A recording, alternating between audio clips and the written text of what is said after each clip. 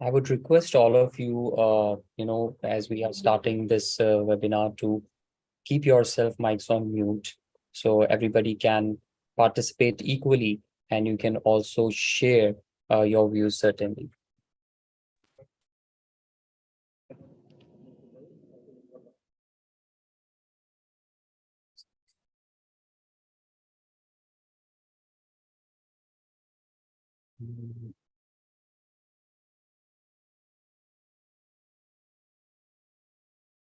Number of teachers from Sunbeam School. That Yeah, yes. I said so webinar to keep yourself on mute.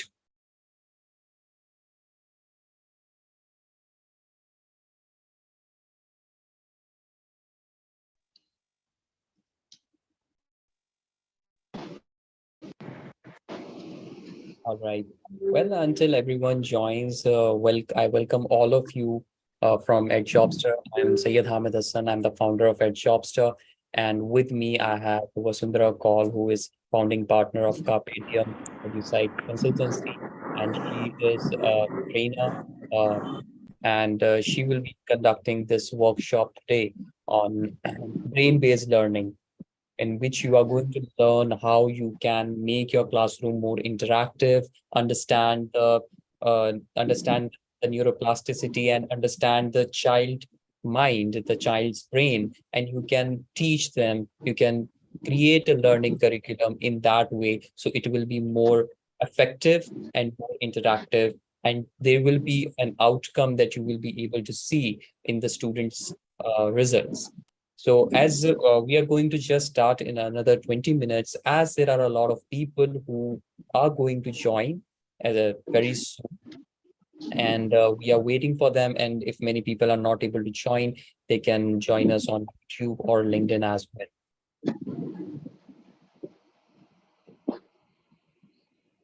We have a lot of people from Sunbeam School, Carmel High School, and I'm really excited about this workshop today.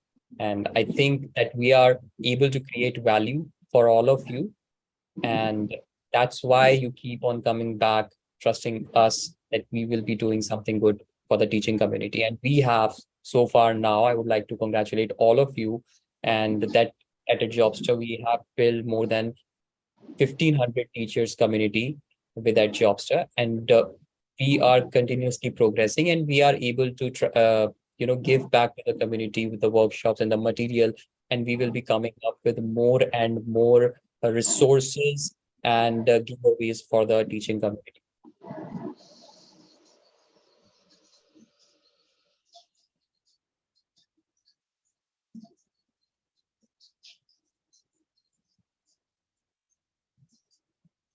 So I think, well, quite good people have joined us, and we will now start this workshop on brain-based learning. Thank you so much, everyone, for joining today. And over to you, Ms. Vasundhara. We can start. Thank you so much, Hamid, and good evening, everyone. Thank you so much for being here in time. I think it's always a pleasure when so many of us can gather together and be there on time. When Hamida and I were discussing, saying that, what can be the content of the work that we do together, I think we both agreed that we needed to do something which is going to be practical and, useful for all educators in the classroom, and which is why we decided to do something on brain-based learning. The intent today is to try and, obviously touch the tip of the iceberg. There's a lot more that can be done, but enthuse all of you to learn more about brain-based learning and also understand a little bit about what the concept is. Now, before I start off, I think I will share screen and then ask you a couple of questions before I actually start presenting. So, Hamid, if you can confirm that the slide is visible. Yes. Thank you so much. So like Hamid was mentioning, we're going to be talking about brain-based learning. We are going to be talking about how you can use this in the classroom and how a lot of you will be able to practically apply some of these concepts in your classrooms, irrespective or whether you are teaching the primary section, the secondary section, the senior secondary section, or even the higher education space. It's also heartening to see that, a lot of you are from different parts of the world, different cities in India. And therefore, if you can, at whatever stage we ask for sharing to happen, if you can make this interactive, if you can put down things on chat or in the applications that we ask you to share, it'll be nice to know of everyone's inputs as well. I was telling Hamid in the morning that, I'm one person who can't sit through a one-off, one-track session. So I can't create one-track sessions either. So the more we talk to each other, I always learn when I'm part of a training session. So the better it will be for all of us. So our experiences in the classroom is all I'm asking you to share, right? So whatever you do on an everyday basis, if you can share that at different points in the presentation, that'll be really useful. So moving on, let's just quickly look at what are some of the things that we are going to be doing as part of today's session. I've split the presentation into these parts. For those of you who are familiar with the KWL strategy, which is, you do a pre-strategy before the session where you want to know what the audience knows about the session. This is an expansion of that. So what KWLHAQ essentially stands for: what do you know about a particular topic? What do you want to know? What did you learn? How did you learn more? What action you will take after you have learned a little bit about a given topic, and if you have any questions. So we're going to pretty much follow that format through the session today. I will be starting off with introducing the audience to what is brain-based learning. Try and understand how much of that we already know, and how much of it might be myths that we are aware of, or we think that we know how the brain functions, but some of it might not be true. And of course, there are some brain-based learning principles which are very applicable in the classroom, so we'll touch upon those as well. Of course, after that, ending with a round of question answers, time permitting, and telling you how you will learn a little more about this topic. So telling you the structure was planned also. I've always realized that when we tell the audience what exactly we are planning to do, that's a very brain-based learning way of doing it, right? Where the brain is ready for receiving a particular set of information. And then when we go through that information during the course of the next 1 hour, you'll be able to relate to it. But I'll keep touching base with the overall flow as we go along. But before that, I'm going to request Hamid to place a little question for you as a poll, if he can do that. Otherwise, we'll request for answers on chat as well. The question is very simple, okay? How do you know how you learn best? Now, some of you could be walking around and learning. So you go tick, tick, tick, tick, tick, walking around as you're learning something, whatever you may have learned, or whether you did it as part of school or you did it much later. Some of you could be talking to yourself. You need to hear what you are trying to learn. Some of you love your food on the table. You love having something to munch when you are learning. So if your videos were on, I may have seen some smiles. I may have seen some, yes, I do it like that. And how many of you, if your videos are on, I'll make out, how many of you are music lovers like me? So how many of you listen to music in the background and that's how you learn? Okay. Yeah. So I have some hands up, raised hands up, etc. physically and otherwise. You can also use the Zoom hands up. So if we can put our answers down on chat saying, let's see, are you a walker, talker, foodie, music lover? What are you? So if I can hear from the audience before I move on, let's see what our audience is. So a lot of talkers, and Hamid has been nice enough to put it down in a little poll question for us as well. So if you can answer that poll question, do you read your notes? Do you make graphic organizers? Do you listen to music? You have a lot of people who love music, Hamid. Okay, now the poll numbers are changing. Okay, we'll leave that on for a little while more. We have a lot of people who read to themselves. We also have a lot of people who make graphic organizers or write notes. Some like me are in the 18% bracket who listen to music in the background. What do you do, Hamid? How do you learn?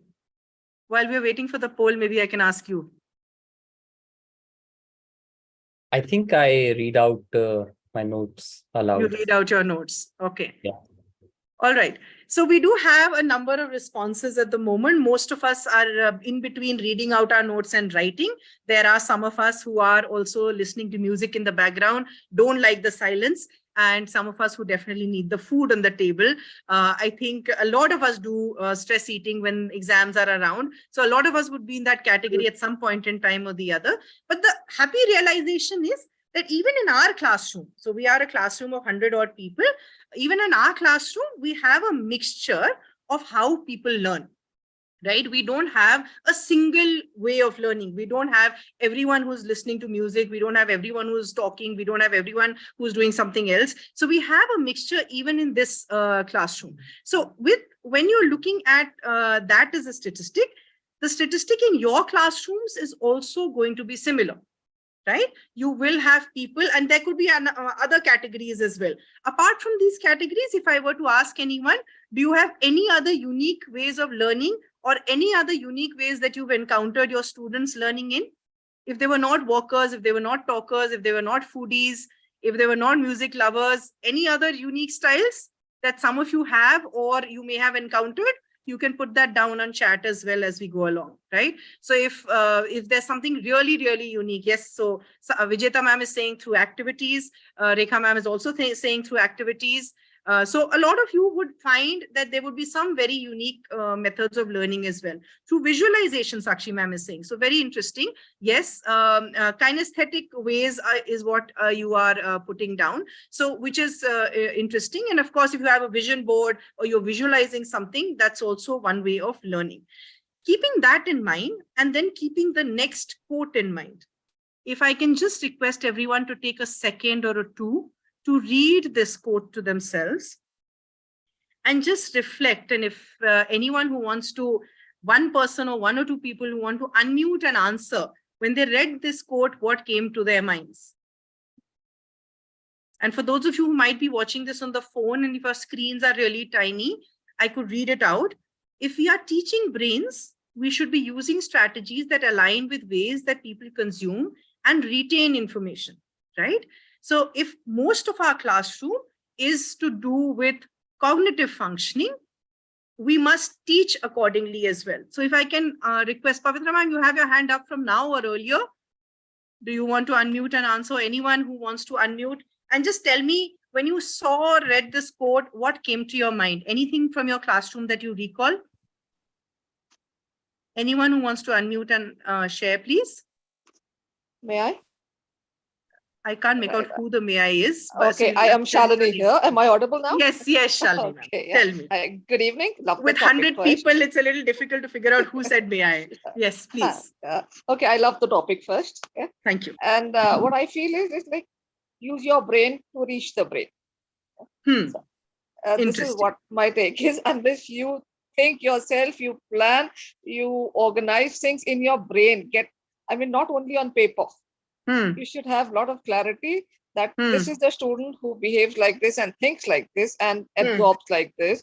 So you should have the knack of reaching out to everyone in your own head and your brain before you start delivering in the class, and then plan accordingly. This is what I see. Yes. Super. All right. So excuse me, ma'am.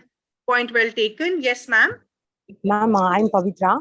Yes, Pavitra, I want to share about these quotes. Okay. Actually, if we are teaching brains, we should be using strategies. What types of strategies? As we discussed before, like walker, talker, music, there are different people in our classroom. They all are not same. As 5 members are different. So we need to use different strategies, not only visualize or playing activities or experiment. So all types of activities should be mingled in the classroom. So what I suppose is, after reading this, I came to know that we have to play the music, we have to implement the activity, we also have to walk, talk, all these have to be implemented in the class.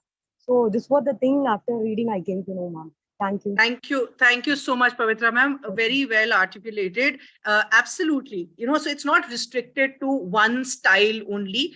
You don't only have music lovers in the class. You don't only have, talkers in the class. But another aspect also which needs to be remembered is that, most of us, like I did my B.Ed, for example, many, many years ago. And when you get trained to become an educator or a teacher, there are learning theories that we learn of. Right? So there are learning theories that we are exposed to, and we continue to use those learning theories as we become part of actual classrooms. Sometimes what happens is that we forget that certain learning theories may have been articulated in a given context, right? And context today is changing. Context today is bringing in AI. Context today is bringing in technology. Context today is ensuring that an edtech company like Hamid is looking to upskill teachers. Right? So context for everyone is changing, and therefore strategies have to be contextualized. Whatever is the method that you are adopting in your classroom has to be contextualized, and which is the beauty of how the brain functions, right? My brain 20 years ago was functioning in that given context. The brain of a 10-year-old, 15-year-old, 20-year-old, 2-year-old is functioning in a very different context currently. So keeping that in mind, let's move on to really trying to understand how much you know already about brain-based learning. Because once I know that, we'll be able to pick and figure out how do we move from there. So how much do you know about brain-based learning? And for that, there's a little activity. We'll take about 5 minutes to give you some time to think about what you actually know. Okay? And because technology is available, you may Google. Right? But having Googled, please put down something that you articulate yourself according to your own understanding. Okay. I am not stopping you from Googling. If you already know an answer, I don't have a problem you putting it down in your own words either ways. But what I do request you to do is, whatever is it that you Google, find out, etc., put it down in the way that you understand it. Right? So all I'm asking you to answer is, what do you, as of now, before I've taken you through 1 hour of brain-based learning, as of now, what do you understand is brain-based learning? So many of you interested in the topic obviously means that you know something about it, either something in it interests you. So what is it that you know about brain-based learning? Whether you know it or you don't know it, if you don't know it, in the chat, you can say, I don't know anything. That's also okay. Otherwise, we can put a Padlet link down on chat for you. And for those of you who know some bits of brain-based learning, it'll be nice to hear from you along with your names. So whatever inputs you're giving in, please type out your names as well. We can give you about a couple of minutes, Hamid, to do this. We're at 5:45. So maybe we'll give you till 5:47, 48 to do this, right? I'm going to, are you placing the Padlet link or should I? Yes, I'm doing it. Okay. Yeah, so here's the link, and I will also do it in the group. And yeah, you can also put it in the WhatsApp group. We have good people who are participating, and if these people have shared the link with you, you can also join. You can also participate in this activity. And those of you who are unfamiliar with Padlet, once you open the screen, there'll be a plus sign in the right-hand corner. Click on it and you will be able to type out your answer and publish it. It works like a WhatsApp message or any other messenger after that. Okay. And if you still find it difficult, I'm absolutely okay to receive messages on chat. But for those of you who can open Padlet and give your contribution to Padlet, it'll be nice. Whatever you know currently about brain-based learning, what do you understand? And maybe I can also stop and reshare, and I can share the Padlet link so that all of you can see the link as well and see what your co-participants are putting in. But you can feel free to put in whatever is coming to your mind.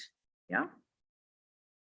So we'll give you a couple of minutes to share what you think about brain-based learning before we move on. So I have some inputs coming in.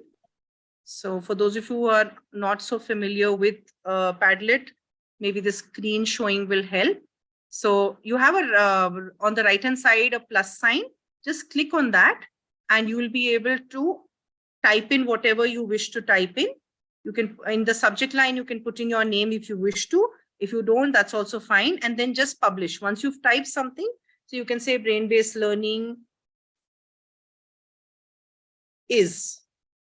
And whatever you've typed, go ahead and type it and publish it. So I'm getting a lot of people typing in now very, very quickly. For me, could simply be encouraging learning involving all 5 senses. Suruchi ma'am, very interesting. Absolutely. Refers to teaching methods. Okay. Yes. Learning in practice. Okay. And not rote memorization. Teaching methods, lesson design, and school curriculum. Very interesting. Making thinking visible. Rishita ma'am, that's a very nice way of putting it. Okay, so I'm going to allow all of you to take in the information that others are putting in as well. We'll give you a minute more to put in a few more responses because you might be typing. And then we'll go back to the presentation. Speedy and efficient learning. Okay, I like that one. Learning where intellectual ability is stimulated through activities, questioning, etc. Oh, we have a very knowledgeable audience set.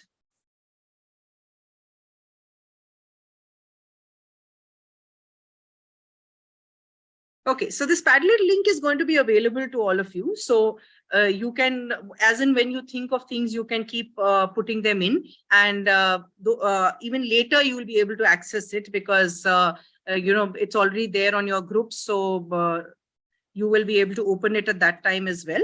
So there are a lot of interesting inputs coming in. You might want to read what all of your co-participants are thinking.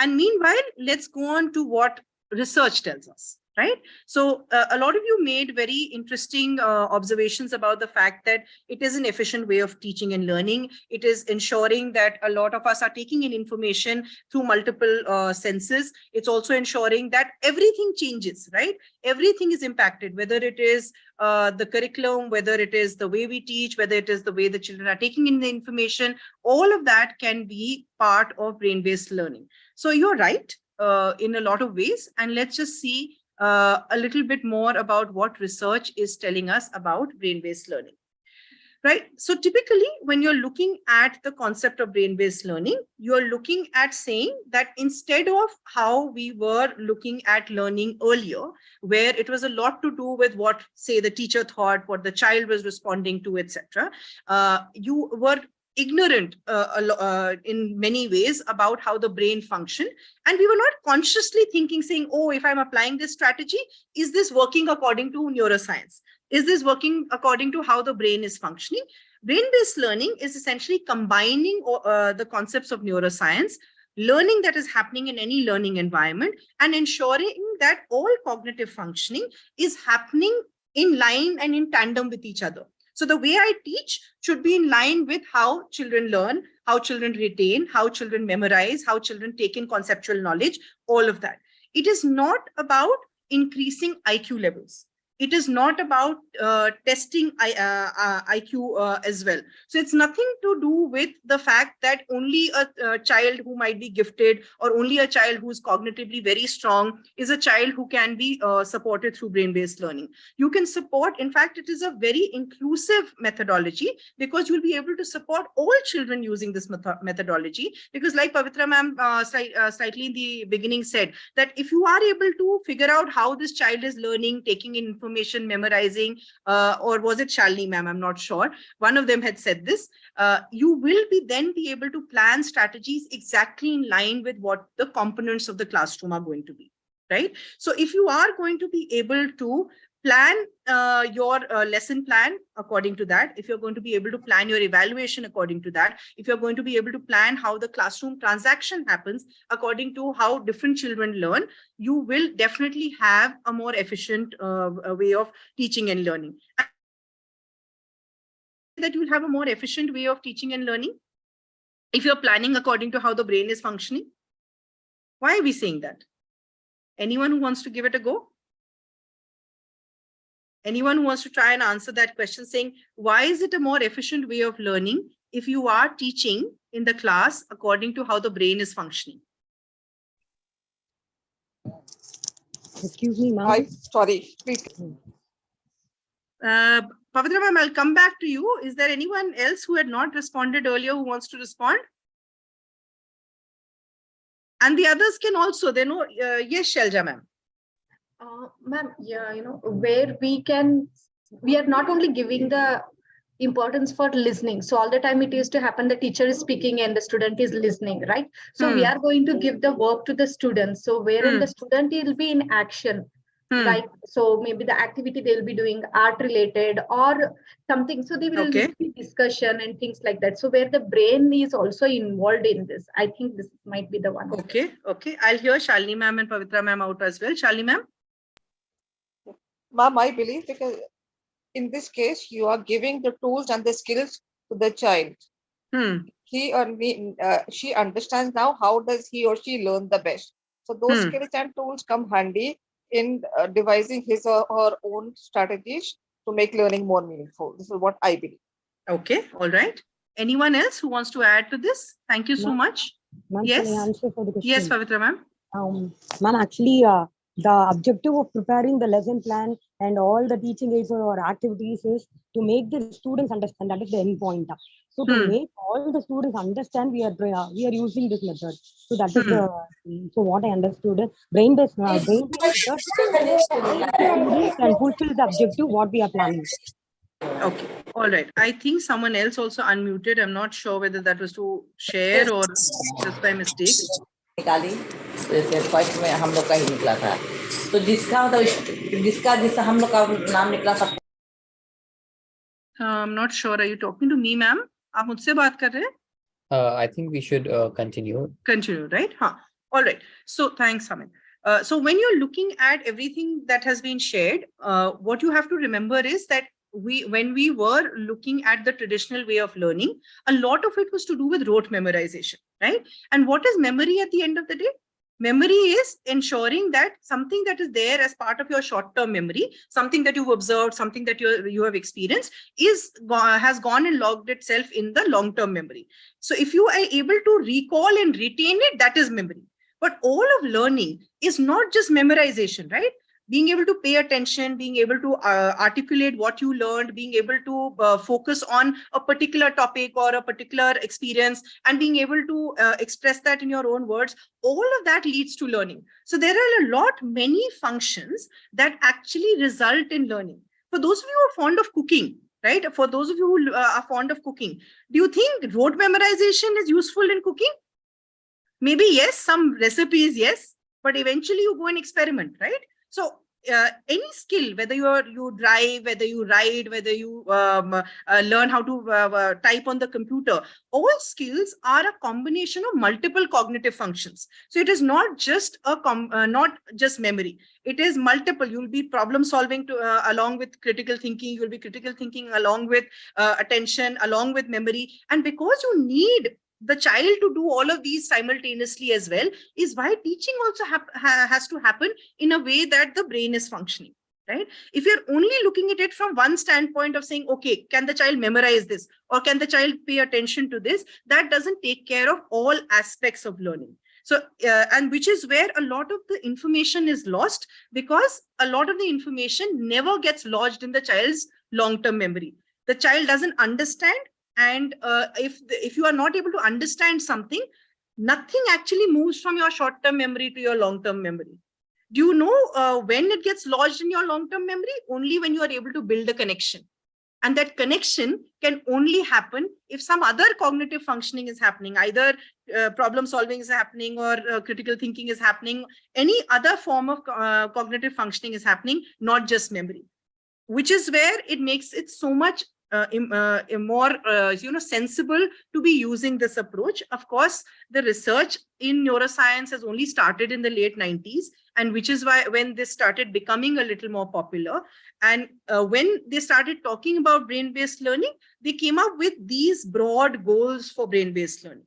Okay, some of this you have nicely put down on the Padlet, which is very interesting because you did talk about the fact that learning can be made more efficient. Of course, it also ensures that all children can learn according to their potential. So I could be a child with learning disabilities. I could be a child with autism. I could be a child with ADHD. I could be a child who's just struggling with a particular subject. I've had a previous bad experience of a physics teacher. This year, I don't understand physics because there's been such a gap in learning. I don't understand the current year concepts. So if you are looking at the principles of brain-based learning, you'll realize that it is ensuring that all children are being able to learn up until their potential.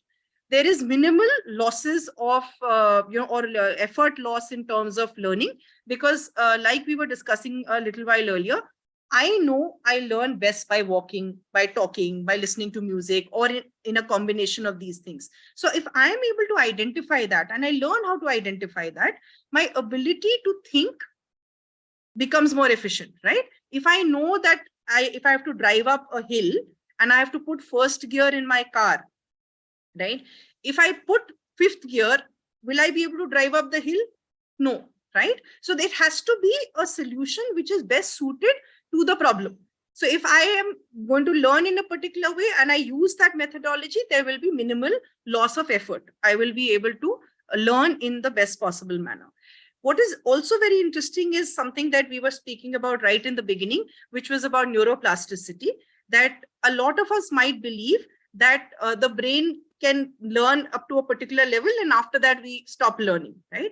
But the more we expose the brain to a lot of activities, and which is why very rightly a lot of you talked about activity-based learning. Why does activity-based learning work? Why does experiential learning work? Why does problem-based learning work? They all work because you're ensuring that mental flexibility is increasing. The ability for a child to apply their cognitive functioning in different experiences is increasing, which is why all these methodologies are working for you, right? So brain-based learning is a philosophy. All these methods that you talk about, whether it's activity-based learning or problem-based learning approach or experiential learning, etc., are all different methodologies that become part of that larger philosophy, right? And therefore, in no way are you looking at it for improving intelligence test scores. Okay, I'm a special educator and a person from special needs and inclusion background as well. So I will tell you that in any classroom, in any population, okay, your cognitive impairment can at a best case, worst case scenario be not more than 2%, which means all other 98% of children have an average IQ or above average IQ. Right? So if you're looking at that, which means children will be able to do all daily functioning, all learning in the classroom, but they need to be taught in the manner that they learn best. Yeah. So is there anyone who has any questions for me at this stage? You can park them for a little while till we just do a couple of more concepts, and then I will be happy to take questions as well. You can also put them down on chat so that we know what questions are coming up in the interim period, right? So for those of you who would also want to understand what research tells you about brain-based learning, how does research define brain-based learning? Like I told you, mid-90s, late 90s is when brain-based learning started getting defined for the first time. And therefore, from that period on till up until now, you have various definitions that various researchers and psychologists, etc., have put together, right? So if you look at the keywords of all these definitions, again, I don't intend to read these definitions. I'm going to invite all of you to have a look at these definitions and share back by unmuting. And I will request, of course, Shalini ma'am and Pavitra ma'am to share if they wish to, but the others also to participate if they want to. When you're reading these definitions, what are some of the things that are coming to your mind from your classroom? Yeah, I have highlighted some of the key words in each of these definitions. What are some of the things that are coming to your mind from your classroom? Anyone? Chandra ma'am, Sriti ma'am, Seema ma'am, anyone that I can see or not see? Constance, Shweta, anyone who wishes to share? When you read these definitions, something that you get reminded of, something that you think of, some aha moment, anything that you wish to share.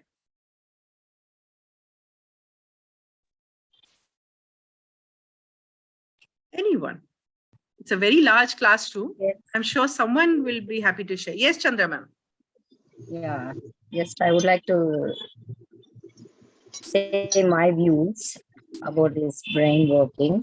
Yeah. Now, during this pandemic, not only elders, even the children got affected. Children got affected with COVID, isn't it? Absolutely. Yeah. Yeah. The medicine which was given to them affected the brain. So, what we have to do means, according to me, we have, as you said, to increase the academic achievement through experiential learning. Give activities that activate their brain. Absolutely. That's what child psychologists say. Absolutely. I realize that. So, the present situation, we have to inculcate this brain-based learning more in the children, especially from the preschool itself. Absolutely.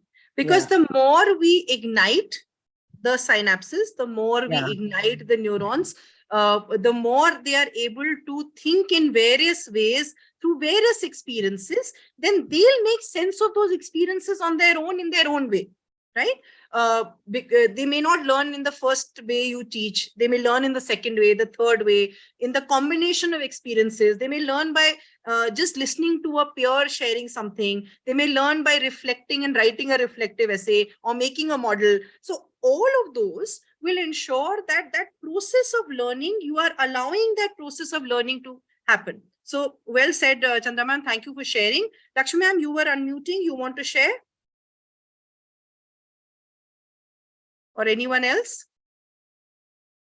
One other response I can take. Excuse me, ma'am. Yes. I share my idea? Pavitra ma'am again? Yes, ma'am. I will share my idea, ma'am. Ma'am, actually, I can't even stop you from sharing. Is the problem I have? Because your ideas are all very good. Okay, but you share quickly so that I can give someone else a chance as well. Okay, sure. Okay, Yes. ma'am. This alone I'll share from my side, ma'am. Because being a kid, being a adult person, we can't even manage to sit for more than 15 to 20 minutes. So being a kids or a students, it's very hard for them to sit and listen. That is a one-way process is very hard. So why BBL helps them to activate the brain in many process like giving outdoor activities or indoor activities or some other things. So I hope to the BBL method by after learning these definitions, I came to know that BBL helps them to make decisions and make a learning process a great way, ma'am, and a successful way for the students. Absolutely. All right. So if in case anyone else wants to share, you can share, you can stop me and share. Essentially, I'll draw your attention to the keywords that I highlighted, right?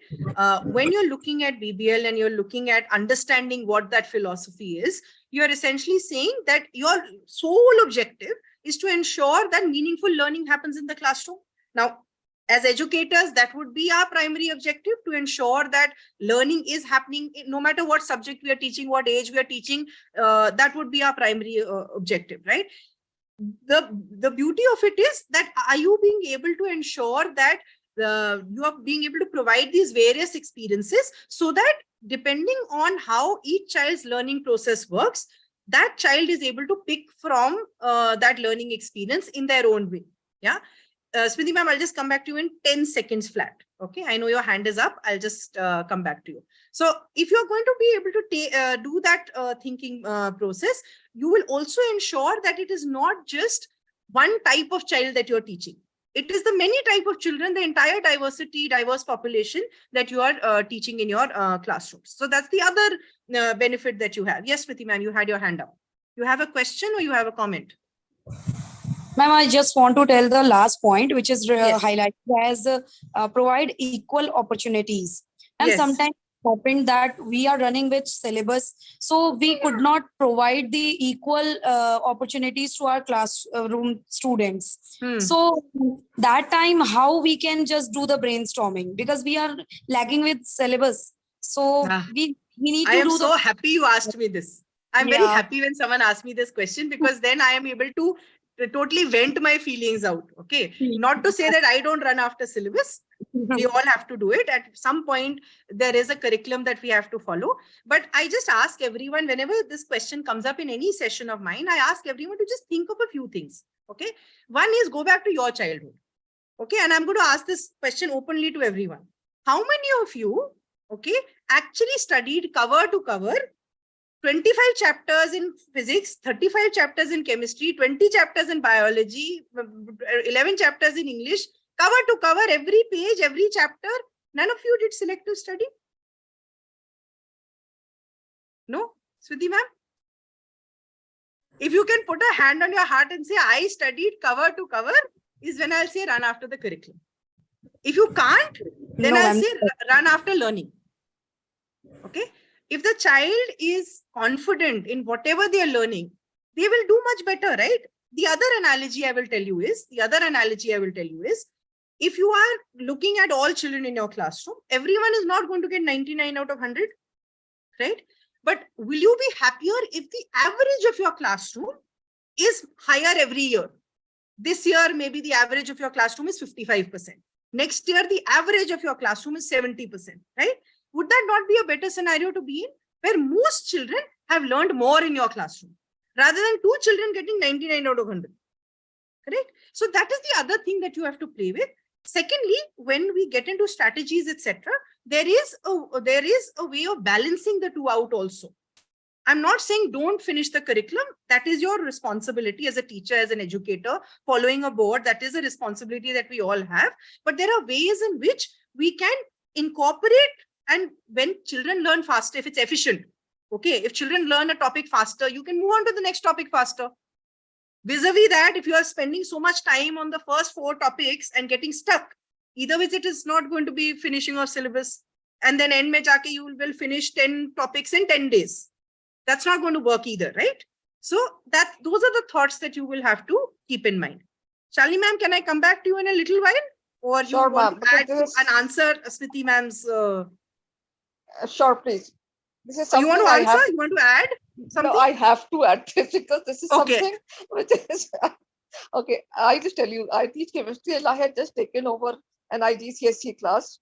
And I opened one of the notebooks. There's a tall boy and very naughty kind of a thing who's not into the class at all. And the first page of the notebook, he says, I hate chemistry. And he submitted that notebook. So I said nothing. I just wrote, thank you for an honest feedback. I wrote on the notebook and I said, please get back to me. So I called him. I said, what is the problem? Okay, why do you not? So he said, ma'am, would you not tell the other teachers or would you keep it confidential? I said 100%. So I said, he said, ma'am, actually, there are only questions which are taken from the book. There are many questions beyond the book that I want to ask. And this child is supposed to be a dud in the class because he was just not responding. So I said, I give you the complete freedom. I'll give you 5 minutes dedicated to you in every class you take. Believe me, ma'am, the question that boy asked me, nobody else has asked me ever. He said, ma'am, there's so many liquids. Why is it only water that extinguishes fire? Exactly. Why only copper is used in the religious practices and all? And these were the questions which were thought-provoking even for me. And from that day, I changed my complete strategy of teaching. And I owe a lot to that point. I'm glad I didn't stop you from sharing, Shalini ma'am. Okay, I'm really, really glad I didn't stop you from sharing. And that reminds me of my own student. Okay, I was just finishing off corrections recently. And our fellow says that, ma'am, first part he answered, whatever, something he answered. Second part, he's telling me, ma'am, I have forgotten. So he's writing on the question answer sheet. He's written, I have forgotten. But because I've answered the first part, can I get half marks? Okay, so he's actually written a huge note to me. So children actually think, children actually apply. It's that sometimes when we get bound by the curriculum and the syllabus and everything else that goes with it, we don't allow them to do things in their own way. And to be very honest, this morning we were discussing and arguing about ChatGPT, crushing creativity of children and things like that. We are in a space, we are in a time frame where there is so much exposure that children are, they have the facility, they have a lot more information. So if we were not to switch gears ourselves, we will not be producing future citizens. And the last I checked, education was about producing future citizens, right? So we all became educators to be able to make a difference in the future. And which is why I've moved to this to kind of also continue with that answer. This is how typically the brain gets ignited every time we expose children to anything interesting, anything new, anything that they don't know from earlier, right? The neurons in the brain, they are like a spark, right? And that spark is what cause is called the synapses, and that synapse integration, or that synapse interconnection is what ensures that any learning happens. So if I'm able to connect my previous knowledge to what is being taught in the classroom today, I will take it in, I will remember it, I will be able to take it in as information. But if I'm not able to draw a connection, I will not be able to take it as information. It will, from my short-term memory, go out and never become part of my long-term memory. So experiential learning, problem solving, activity-based, whatever you may be doing, whichever methodology you might be following, you are ensuring that the child is being able to build connections. The more the connections, the better it is going to be for the learning atmosphere in the classroom, and for the learning to actually get embedded. That's when understanding will happen. If I can't make a connection, if I don't know why factors and multiples are taught to me, right?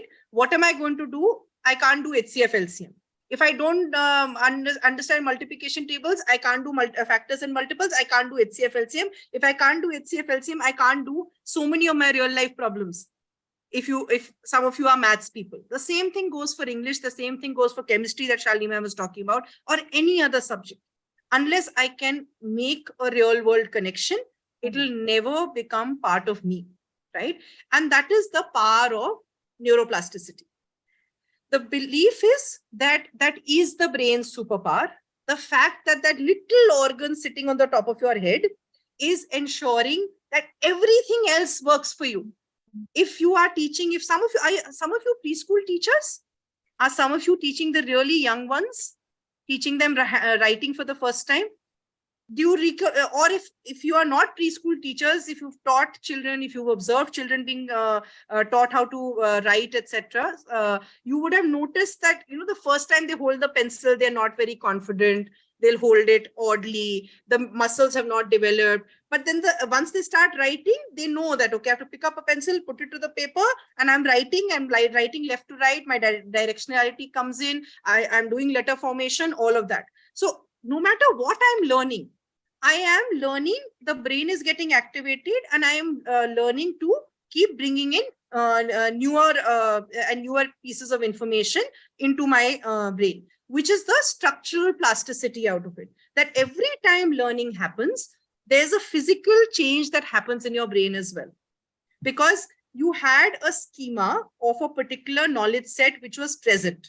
Okay. So say you knew that a computer was, had this huge monitor, had a keyboard, and had something that looked like a mouse attached to it, right? Once the laptop came in, it is a new schema that you need to build for yourself. So you are suddenly realizing, where's the CPU? Where is the CPU? It's got disappeared. Once you get used to it is when your brain will structurally align itself to say, oh, okay, all of this is in one piece. And that happens for all pieces of learning. Whenever you are learning something new, your brain will adapt to that piece of learning. And that adaptation or accommodation will only happen if the child has made sense of what they're being taught. Okay, so unless that is happening, that structural plasticity is not going to get activated, and no change is going to happen, and which is why children forget, which is why we assume that they have not understood, or which is why they can't make sense of any piece of information that we are putting onto them, right? So now quickly, there was a study done in 2002 which said that there are some neuromyths. So what are neuromyths? Myths about how the brain functions, which are very popular amongst educators. Okay. In the next slide, I have the top 3 myths which most educators believe or have believed at some point in time or the other. That is what the research actually said, that at the end of the day, there are these very particular ones which are there, and all teachers across the world, this is not an Indian study, it is an OECD study, so it's a pan-world study. Across the world, there was commonality in what people believed in the way the brain functioned. Okay, so I'm going to ask you to put down on chat if you are aware of any of these, neuroscience myths, if I may call it. Even if you don't know it as a myth, even if you put it down as saying, this is how I think the brain functions. Let's see if that's a myth or it's not a myth when I turn the slide, right? Or if you want to unmute and answer, that is also how you can do it. So, do you believe in anything to do with learning? This is how learning happens. This is how children learn. All of that will be related to how the brain functions. So any example like that is going to be a valid example. Anyone of you who wishes to? So many people I see on screen. Now I'll have to really do something to ignite your synapses, because just now I can only see black windows. So I'll have to figure out what I can do to ensure I don't see black windows and to ensure that some of you at least are sharing with me. Yes, Sakshi ma'am, thank you so much. It's so nice when I can see faces, smiling faces, even their grumpy faces. Vasundhara, you're doing a very bad job. That was also acceptable, but if I can see faces. Yeah, Rashida ma'am, thank you. All right, anyone who wants to share with me, Seema ma'am, thank you. Anyone who wants to share what you believe about how the brain functions. This is true. We think this is true. Or structure of the brain, either the functioning or the structure, whatever. Anyone who wishes to share? May I? Anything? Yes. Okay. Shalini again. Shalini ma'am. Shalini ma'am, I'll wait. I'll wait. I'll come back to you. But can I just see if anyone wants to pitch in? And then I'll definitely come back to you. Promise. Shelja ma'am, you've raised your hand. Yes, ma'am. Yes. The thing is, brain, whatever we think, everything will be in the form of image. That is what I have read somewhere. So everything will be in the form of image. So everything is in the form of image. Okay. All right. So that is something that you've read. Okay. Yes. Everything is a little small picture. So if you learn how to drive, that's a small picture in your brain. If you learn how to sew a cloth piece, that's a picture in your brain. Okay. Okay. All right. So such examples. Shalini ma'am, till we are waiting for everyone else to think of something, you want to quickly tell yours? Ma'am, I think the happy experiences are registered forever, and the bad experiences, brains put it in the subconscious or maybe somewhere else. So they do come only when you experience it, maybe in a classroom where you're not, you don't have a happy experience, but they come only off and on, and purposely the brain takes it back and chooses to highlight on the happy experiences. Okay, I have some inputs in the chat as well. According to our positive thinking, so our brain works. If we are positively inclined, it breaks positively. If we are negatively inclined, it works negatively, is what I'm assuming the statement means. Brain functions on the basis of neurosignaling and stimulus. Yes, Smita ma'am. So that's what we were talking a little while earlier, that it is the more the stimulus, the more the stimuli, but that doesn't mean that you are giving it a shocker. Right? So obviously it has to be balanced, but yes, the more the stimuli, you will see that the brain will be activated more. A little while ago, we were saying that, children have been indoors for 2 years. That definitely has impacted. Whether the medicine is impacted or has not impacted is a research study separately. But what has definitely impacted the functioning of the brain is being locked in for 2 years without much social interaction, right? And children who were in the younger age group, who were due to go into pre-primary schools, they would have learned their skills at that stage, have definitely not picked up their skills. All children are about 2 years behind in their life skills in general at the current point in time, right? So you are right when you are sharing things. The one thing that I'll tell you about the brain is that all statements that are made saying this is a blanket and this is universally true are all untrue. Okay, so nothing is a blanket yes. So like you were saying about the visualization or about the visual pictures, before I move on, Ruchita ma'am, you have your hand up. Yeah, I just wanted to talk about the I have heard people telling, I believe in it, that you cannot imagine something which you have not seen. Like in class we always tell our students to imagine something. I think they can imagine only if they have seen it or they have heard about it somewhere. Yeah, that's all. Yeah, so imagine you are in a water park, please write an essay. Right? Yeah, and the child has never been to a water park. Experience matters for a brain to think. Yes. Yeah. So you are absolutely right. That connection has to be there. Now that experience could be AR, VR, that experience could be a video, that experience could be a friend sharing. So if I've never been to a water park, even if a friend generally tells me, they did this, they did this, they did that, I will be able to put that down in my own essay. But yes, to expect them to write about a water park when they've never been to a water park is not something which is brain-based, right? So now the top 3 that came out as part of the study, which are generally, people have thought about them for a little while earlier or now or whatever, is the hemispheric dominance, which means some people are left brain aligned, some people are right brain aligned, learning styles existence, the existence of learning styles, and also that development stops at puberty. Okay. Now, the fact that I call them neuromyths obviously means that these are not factually correct, right? So hemispheric dominance, yes, there are parts of our brain which take care of the creative side of our work. There are parts of our brain which are more cognitively inclined, and there's an emotional part of our brain as well. Okay. But that does not mean that one person is only left hemispheric and another person is only right hemispheric. There could be a tendency, yes, but it doesn't mean that only one part is working or only one hemisphere is working, right?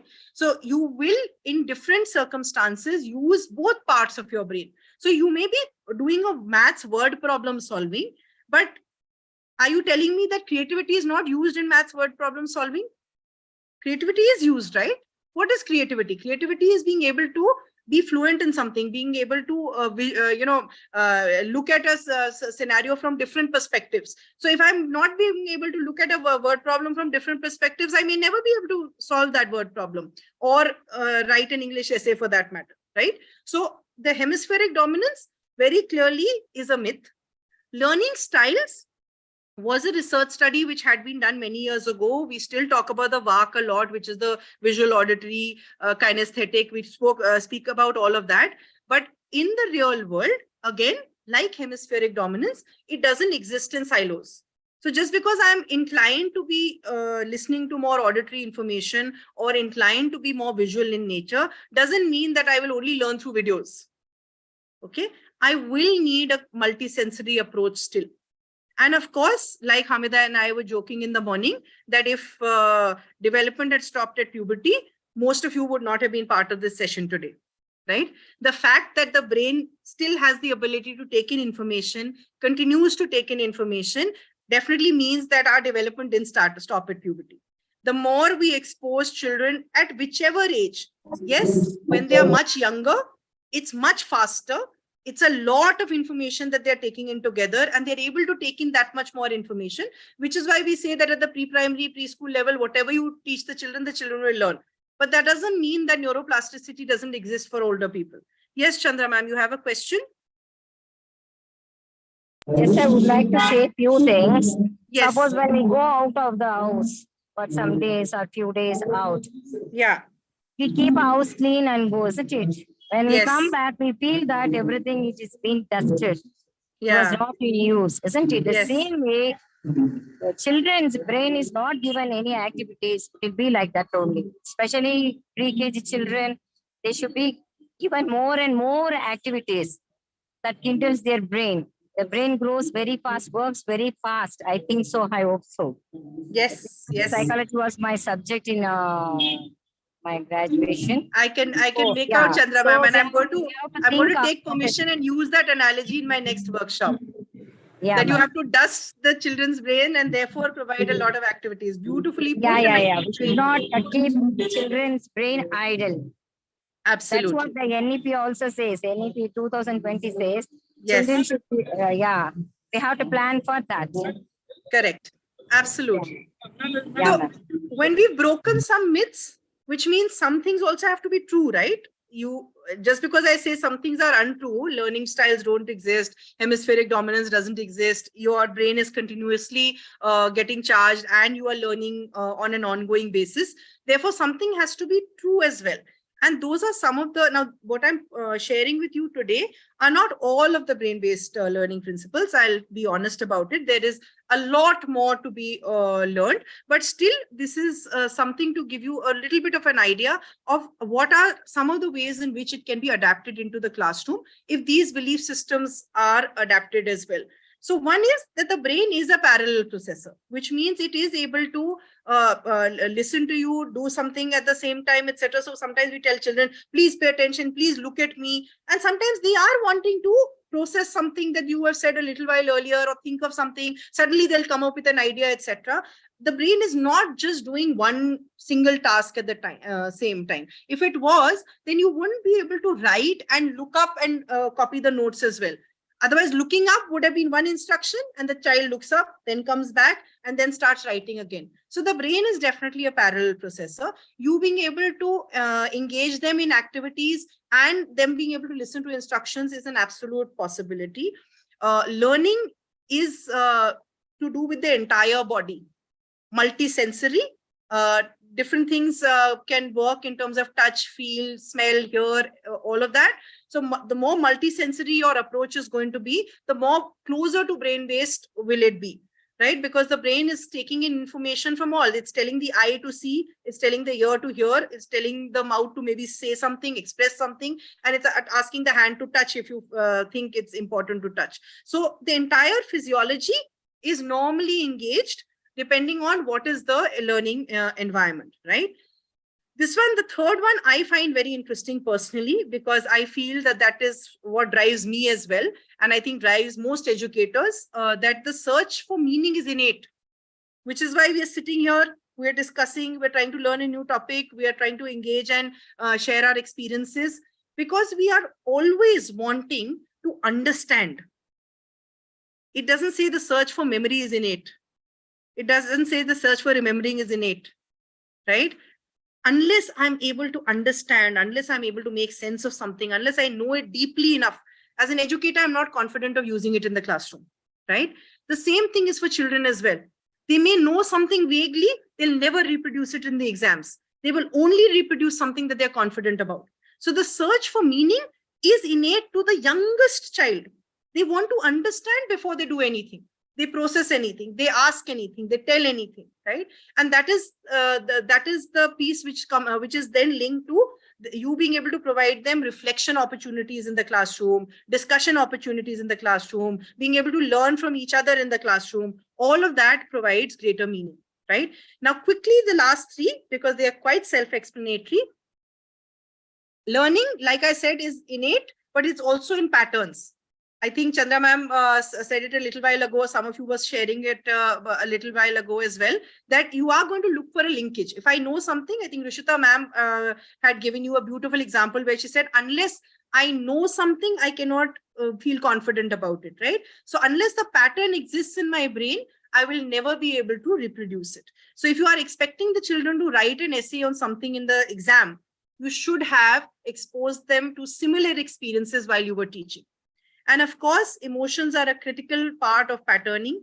Unless your brain is stress-free, I wouldn't say stress-free, but you are settled, you will never be able to learn. So if you've just heard of your grandmother passing away and you come into class, how can you be expected to learn? You've just heard of an unfortunate incident with a friend, or you've just had lack of sleep. You can't be expected to be at your full efficiency. So the emotional side or the social emotional side is connected as well, right?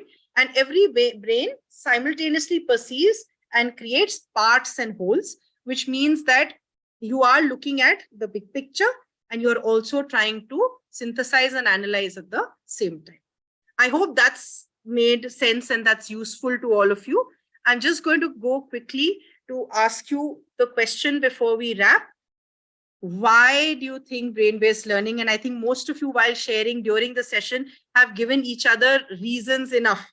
Right? Why do you think brain-based learning? We'll just end quickly with a poll before I hand over to Hamid to take you through a little bit of more information. But if you can just read the poll carefully and see whether you agree with some of these reasons, all of these reasons, what? Which of these? Okay, so it's interesting that you say social emotional learning. That's the recency effect, right? I spoke about social emotional learning 30 seconds ago. So that's nice. Okay, so we have some of you saying neuroplasticity, social emotional learning. Okay, let's just wait for a few more responses. Hamid, is the poll result available to the audience as well? Like what I see on screen? Okay, yeah. So then they should be able to see it. Yes. Yeah, they can also see once all the people participate. Yes. And we then close it. Okay. And we have a lot of people also participating on YouTube and LinkedIn as well. Okay. All right. So we do have people saying that it increases neuroplasticity, it's promoting social emotional learning, helps ensure enough brain stimulation and development, which means all three are true, because a lot of you are saying all three. And if all three are true, why would we be looking at that approach? Chandra ma'am reminded me of the NEP a little while ago, so I'm going to use that thread and say that that's what your, at least in India, that's the national education policy saying, right? And the national education policy is drawing experiences from world over, where everywhere, everyone is talking about the fact that we do need to stimulate the brain. We do need to ensure that children are being able to work through different circumstances, because the jobs of the future are not jobs of remembering things. The jobs of the future are jobs where they'll be able to apply, where they'll be able to problem solve, they'll be able to critically think. So they are going to be the brain behind everything that happens, right? So if someone today has come up with a chat GPT or an AI software, etc., we don't know 20 years ago, later what is going to happen. But what we do know is that if we are able to build these skills in our children today, they will be able to use those skills and apply those skills as they move forward. So definitely, most definitely, all of you are right, because all of you have chosen one of those answers. If you had been allowed to choose multiple answers, you would have chosen those as well. So I'm going to move from here and just quickly ask you if you have any questions for me. And then after that, hand over to Hamid to wrap up the session. Anyone who has any questions, or if they're not questions, just things that you want to share, things that, you know, could have been aha moments for you while we were discussing something or someone else was sharing. And I'm sorry if I missed any chat messages. I think I've read out everything, right? Yes, Mini ma'am, exactly. Today's technological world is very important. So all three are true. Okay, so thank you very much, Apanda ma'am. We still haven't wrapped up, so I hope you'll stay on for another couple of minutes. But thank you so much, very kind of you. So questions, anyone? And you can feel free to put them on chat as I move. Hamid, can I move on? Since yes. Yeah, I think I'll move before everyone kind of is headed out of the session. So over to you, Hamid.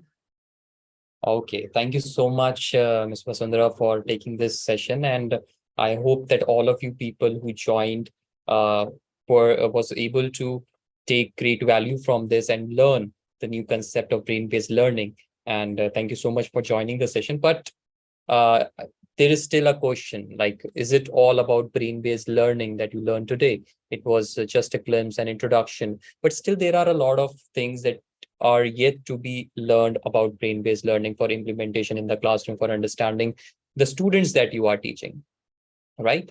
So Vasundhara ma'am, if you would stop sharing the screen and I can share, so that would be great. I stopped. Yeah. All right. So you can see my screen, right? Okay. So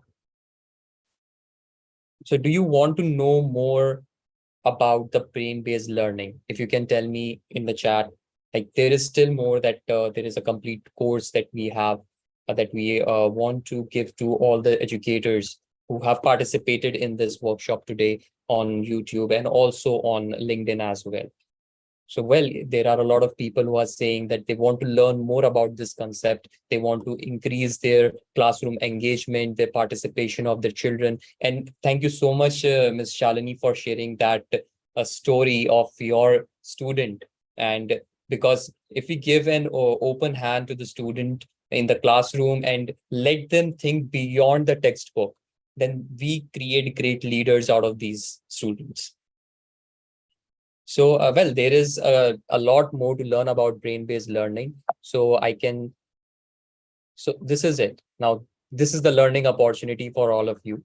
We have a 5-day course where Ms. Vasundhara called, and also Debarati Basak, her partner in the Carpe Diem Consultancy, will be taking this 5-day course, which will be from 25th to 3rd June. It will be like 25, 26, 27 May, and 2nd and 3rd June. It will be a 5-day course where you will learn about the fundamentals of brain-based learning. You will also learn about the power of neuroplasticity. You will also learn the brain's learning strengths. And also in the 4th session, we will talk about the brain-based learning in the classroom. And in the 5th session, we will learn about the getting your brain to work for you, self-care strategies, because we often don't talk about the mental well-being of teachers, but it is also going to help you in your self-care strategies. And before we move ahead, how you can register for this 5-day course, I would like Ms. Vasundhara, if you can just share a little bit more about this workshop, what the learners are going to get from this workshop. Yes, Hamid, thank you so much. So again, like we were discussing right in the beginning, 1 hour session, of course, we did try and put in things of value for you. But if we are able to spend a lot more time with each other, we'll be able to take all these concepts and be able to practice application of these concepts as well. So each of these sessions are 2 hours long and are going to be dedicated to the conceptual understanding and also the practical aspects of how you can apply these to the teaching learning process, the entire teaching learning process, whether you are learning, whether you are lesson planning, whether you are setting assessments, all of that will be taken care of. And like you noticed, or rather, you answered the poll as well, a very big aspect of brain-based learning is also linked to social emotional learning. So that is also going to be covered both in session 3 and in session 5 from the teacher's perspective as well. Because very often when we do sessions, the participants and us, we're always thinking about the students. It's also important to also think about yourself and how you're going to manage everything that's going to go around if you're setting up an experiential classroom or things like that. What is also important, and before I hand back to Hamid, what is also important to understand is that this has been split into 2 parts. So we'll do session 1, session 2, session 3 together. We'll take a break. That break is really for your reflection time, for you to go back to your classrooms, figure out if some things are working, not working, and then come back and do session 4 and 5 with us. So in terms of structure, that's the structure. We do hope that you will find that convenient and useful. Over to you, Hamid. Thank you so much for telling more about this course. What will be the structure is very much important, because it does not has to be just instructor giving the instructions and telling you what to do, but it has to be a two-way communication when you are into a training course. Like we had today, there was a dialogue from the participants also and from the instructor as well. In the same way, we will make this session and these course engaging, and you will be able to learn a lot from this. So, well, this course that we are talking about, we have experts for this, and we are talking about neuroplasticity and all about brain. So it is a course which universities who are giving is very high, at very high cost. But we have this program at a low cost, which we have, tried to do.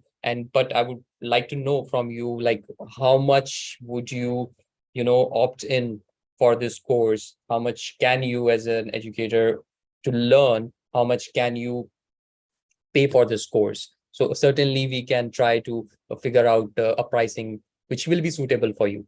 So if you can write in comment, like, how much can you pay for such a course, for a 5-day course that is going to create value for you, because it's not, let me tell you just 2 things which will add value in your career. The first thing is that this is when you will go for a job interview, you can tell the interviewers that you have learned about brain-based learning and you have even implemented in your classroom and also have found good results from it. And secondly, as you will be teaching in the classroom, you will be able to make an impact in the classroom with the students. So this is it. And let me just tell you the course fees. Well, the brain-based learning program fees is actually 5,000 rupees, which is the complete program fees. But for the people who have joined us today, and we are giving a 50% discount to them, that is 2,500 rupees per participation. And if you have a school and you want your school teachers to join this program, you can fill a form and we will contact you for the further process. And so this is the course discount that is there right now. But for the people who are going to register right now, they have a special offer, instant discount of 65% that you can register right now, that you can claim right now by registering from the payment link that we are giving you right away. So this is the offer which is there. And you can just go to this link that we have shared in the comment section. We will also share it in the WhatsApp group. So you can get this offer right now. And this offer will only be there for some time, as you are here in this workshop just for some time after the workshop is over. And after that, the price will increase to 2,500. So if you want to register right now, if you want to claim this offer right now and enroll for this workshop, then you can do immediately. And if you have any questions, you can even right now, you can unmute yourself and you can ask us if you have any questions regarding the course, the program, or even if you have any problem with the payment, you can even comment with that. So Ms. Vasundhara, if you would like to share anything about the course or any closing remarks before we close this session. So I know that, we've kind of packed a lot in those 5 days, and a lot of you may feel that, putting together that time for those 5 days, but actually it's 2 hours a day and it's a total of 10 hours. The way we've designed it is, of course, experiential in nature. So we are going to apply all aspects of brain-based learning into the way the designing of the course is concerned. So the only thing I'll add is that apart from the content itself, if you do want to kind of experience how a brain-based classroom can be effective, it'll be a live example of that as well. So it'll be nice to hear from all of you in terms of, though I can understand some of you might be busy, may not be able to find the time, but for those of you who can, it'll be lovely to see you back in the classroom. Any other questions? I or Hamid will be happy to address. Certainly. Well, thank you so much. Well, I was just saying, and I see that a few people have already registered for the workshop. About 5 people have registered for the workshop. And it will be great for all of you in your learning, in upskilling yourself. And I was just talking to someone today, and they said that they wrote a book about art of teaching. And she was telling me about like there are 4 things that teachers which should focus on. That is skill set, mindset, their happiness, and there was another thing that I can't recall right now. But this skill set is the first things that we talk about, because it's if you are a teacher and you are not in the process of continuously learning, then she said, it's not the I'm saying, but she said that you should not continue teaching if you are not in the process of learning continuously. A teacher is the one who has continuous learning habits and keep on learning new things, new methodologies. And if we talk about this course, brain-based learning, it's a research methodology that is developed with time. And if we in the courses that we usually learn in colleges, that those courses are actually on old curriculums. They are not updated recently with the new techniques, new models which are developed for teaching and learning. So sorry for that. So that's the new model that is currently working, the brain-based learning. And if you really want to learn about it and also help your fellow educators to learn this concept of brain-based learning and implement in your classroom, you can certainly register with the link. And we will also share. I would also request you right now that you have certainly attended this workshop, but we would also expect a feedback from you. So after this workshop is over, I will also share a link with you to register, to fill a feedback form. And so that would be, great for us to first of all, listen to your feedback. Secondly, that if you want to improve on ourselves, the how we are delivering the lessons, the workshops. So I have also shared the link for the Google form to give the feedback in the chat box also. So you can give a feedback about it. So it will be really helpful for us to keep improving ourselves next time when we do this workshop. And if you haven't registered for the Brain-Based Learning 5-day workshop, you can certainly go and go to that link and register for the workshop. So any closing remarks, Ms. Vasundhara, for this work, for this session, so we can close them? Thank you so much for all the participation. It's always, heartening when you hear from fellow educators. And I think, like I always maintain, all sessions, Chanda ma'am said, and a few other things that all of you have shared. Thank you so much for being here. Some of you have messaged in the chat saying that, it's a busy period for you. Do we have another, future date planned? As of now, that's not something that we've looked at. First, let's ensure that we do a good job with this one. But hope to see you around. Thank you so much for the time today. Thank you so much, everyone, for joining in today. We will keep you updated in our community of Edjobster with all the sessions that we are going to conduct in future and about the Brain-Based Learning 5-day course as well. Thank you so much. We will now end this session, and thank you. Have a good day, good evening, from wherever you are attending from across the world. Bye.